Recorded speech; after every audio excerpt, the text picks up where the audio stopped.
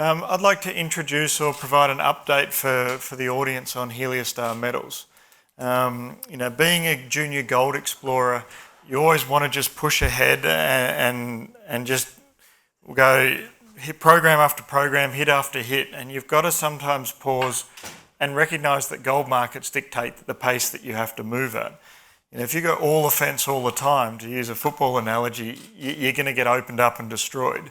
And so junior companies shouldn't just be presenting, my project has to get to here come hell or high water. They should be thinking about it as a business proposition. And that's how we've approached unlocking the Unga project with Heliostar. And so what we have at Unga is a very rare opportunity. It's a massive land package that has extremely high grade. Historically, the old mine was mined at 10 grams per tonne, and the resource is 13.8 grams per tonne. But it's also been hardly explored. Outside of the resource, there'd been only 54 holes drilled in the entire property's history before Heliostar acquired it in 2020. And so we inherited a very small resource, 384,000 ounces at 13.8 grams. But what we saw was the potential for this to grow into a multi-million ounce district. And so last year we set out to expand on that district, and I'll show an introduction into some of those results. But this year we actually paused. Got to play that defense when the market's against you. If you're not getting results that lift your market cap, then you're actually doing a disservice to your shareholders if you're putting those results out and you're not seeing growth. So we paused this year, and we did a lot of background work that sets us up next year to turn this project into a year-round exploration project in Alaska. And that's almost unheard of in that jurisdiction.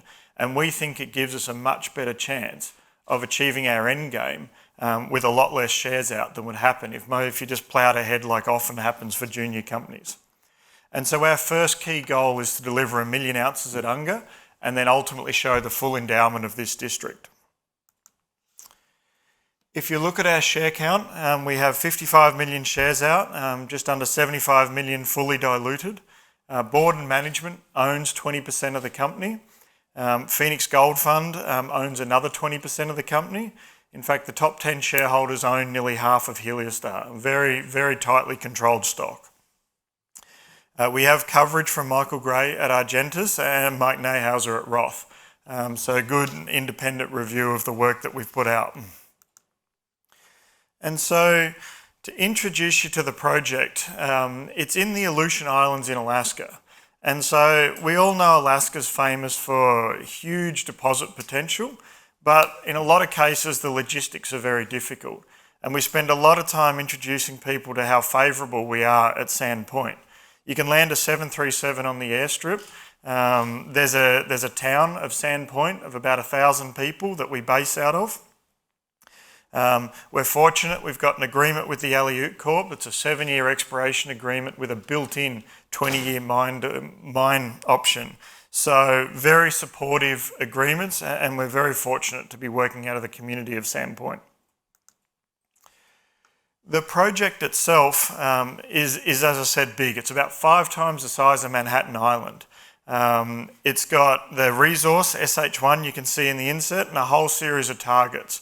And today, in this very brief presentation, we'll touch on SH1, Aquila, and Apollo. And what we have is 4 separate targets on the property that have open gold intercepts. Most companies are presenting with just one or trying to find one. Our challenge is not finding gold at Unga, it's changing the program so that we can quickly get to a big resource. And when I say it's big, it's not just me standing up here as a promoter saying, haven't we got the best project? If you look at this objectively, I first started doing these kind of slides as the VPX of Vizsla. I'm now a board member at Vizsla. Why you show these for vein districts is only a small amount of veins in epithermal systems have the gold. So if you don't have lots of veins, you're never going to form a big ore body. And so all of these are at the same scale, and I'd argue that the only difference between these much more mature and proven districts and Unga is they've had tens to hundreds of millions of dollars spent on them, but we're just at the very start. And so if you look at our resource, the 384,000 ounces is shown in this long section. It's got drill holes in it like 17 metres at 24 grams. The deepest hole is 5.5 metres at 24 grams. It's open, and we've just got to step down and see what the ultimate endowment of this resource could be. But it clearly ticks the boxes for width and for grade. There's not many plus 10 gram resources out there. Our aim would be to grow SH1 into that 500 to million ounce range. And the way deposits form in these districts is you have multiple districts to grow to the full, multiple ore shoots in the district to go to that full endowment. In late 2020, on the same vein, 6 kilometres along strike, we made a discovery at Aquila. We drilled 3.6 metres at 4.5 and another 5.8 metres at 5.5 on a vein.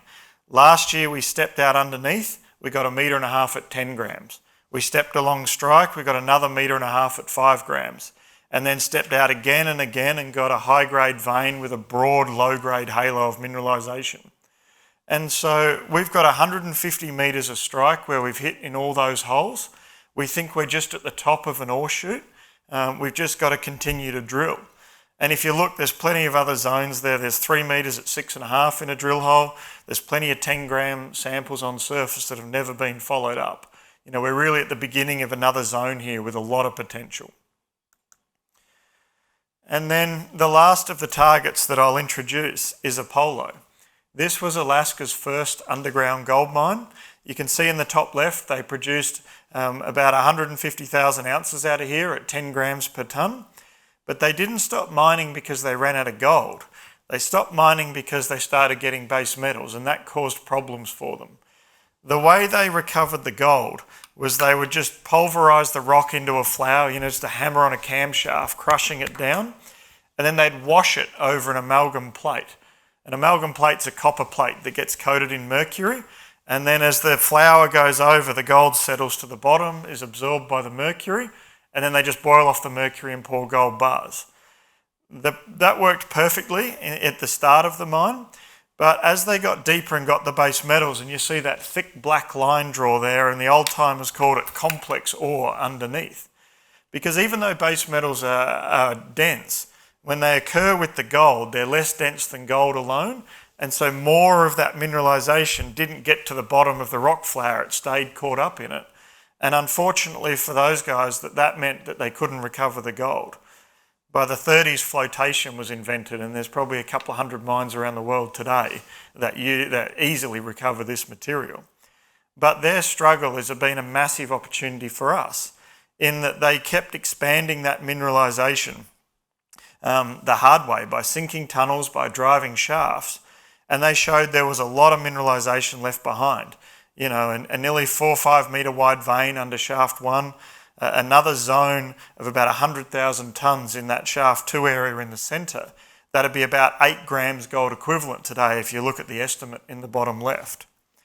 And so, incredibly, this hadn't been drilled until the 80s. And a group in the 80s tried to drill it but didn't have very much success.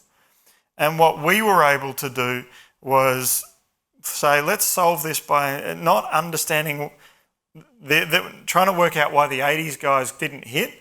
We said, let's just drill fences of holes in the shallow area marked in red and see where this vein is. And it turns out this vein dips mostly to the south. You know, basic information on this project had been lost to that level.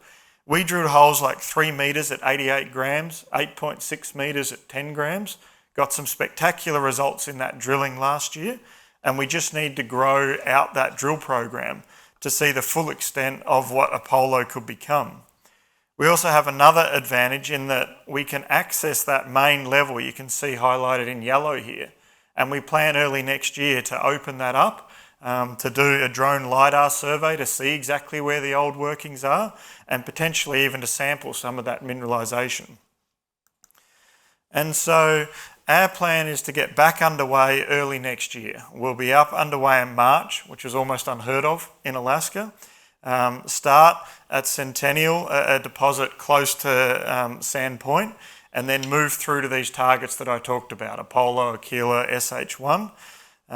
Follow up on all those open gold intercepts that I've just introduced. Once we've got that momentum, then start and push on into a resource drill program in the back half of the year. Because the challenge that we faced at the project was when it was easy to raise money, and we've raised $17 million as Heliostar in the last 2 years, is take 3 rigs, 4 rigs, push hard and spread those costs over multiple rigs to get your cost per metre down. And so that works well when the market's hot and it's easy to raise money.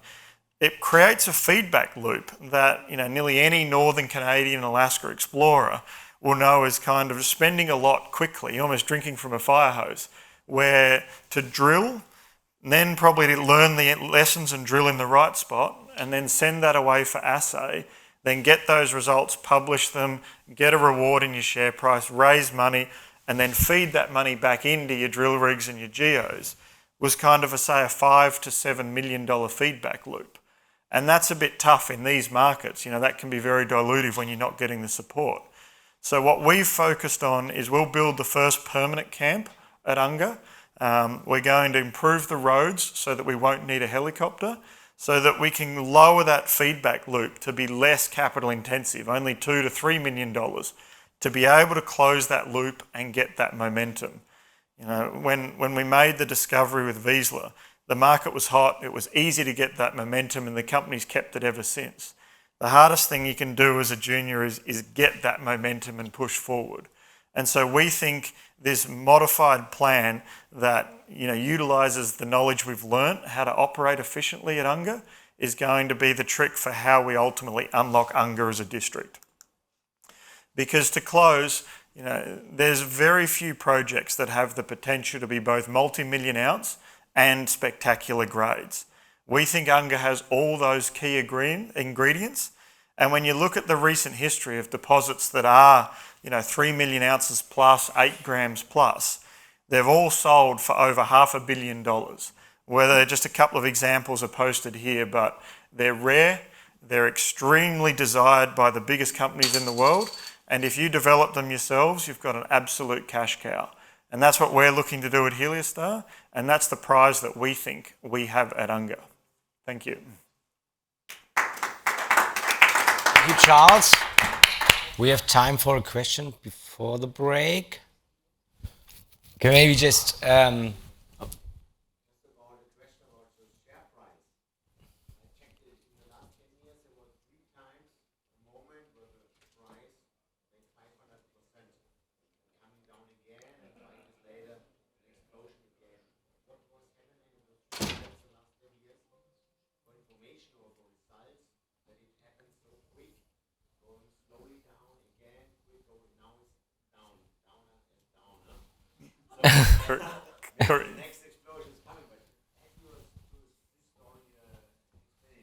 Yeah, so I can't talk before Heliostar. We became public in 2020 through an RTO of a pre-existing company called Red Star. So they acquired our private company, and we started effectively a new business in 2020. So what happened before that's not reflective of our journey. So that's that. There was an RTO in 2020 that led to a significant lift in the share price, and we put out some excellent results in 2021, and we were doing quite well in the market, as a lot of companies were. And then we faded as everyone else has, as the gold prices got tough. What we think's going to separate what's happened on the project before, first of all, we've been able to bring more capital than this project's seen before, and clearly it needs a lot of capital. It's a massive project with lots of upside. The other is turning it into a year-round exploration project. So you're not stuck on seasons, you're less caught by when the market gives you favourable windows to raise money, in that we can go any time of year if we have that support. So I can really only talk to our time as Heliostar. And yes, we've come off like a lot of gold juniors, but maybe that's the investment opportunity today. Okay. Thank you very much, Charles.